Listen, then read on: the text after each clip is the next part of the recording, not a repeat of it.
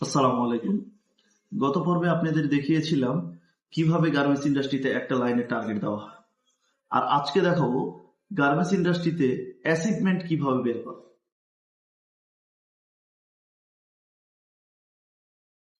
ধরি line number 1, day target কত? 2452 piece. এখন ওই লাইনের টার্গেট অ্যাচিভমেন্ট হয়েছে বা প্রোডাকশন হয়েছে 2200 পিস। তাহলে অ্যাচিভমেন্ট পার্সেন্টেজ কত? আমরা বার করবো কিভাবে অ্যাচিভমেন্ট পার্সেন্টেজটা বের করা হয়। তাহলে অ্যাচিভমেন্ট হইল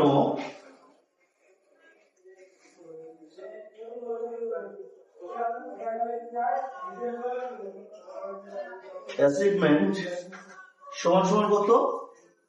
অ্যাসিড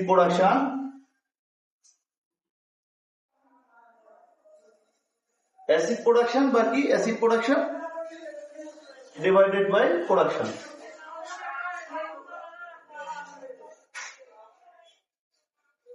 ডে টার্গেট এক কথায় ইনটু 100 ইকুয়াল অ্যাসিড প্রোডাকশন কত? অ্যাসিড প্রোডাকশন হচ্ছে 2200 piece divided by target production কত? 2452।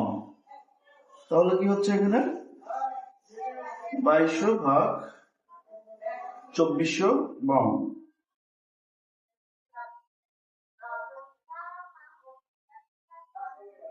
89.7%। আর এইভাবেই গার্মেন্টস ইন্ডাস্ট্রিতে অ্যাচিভমেন্ট পার্সেন্টেজ বের করা হয়। ধন্যবাদ।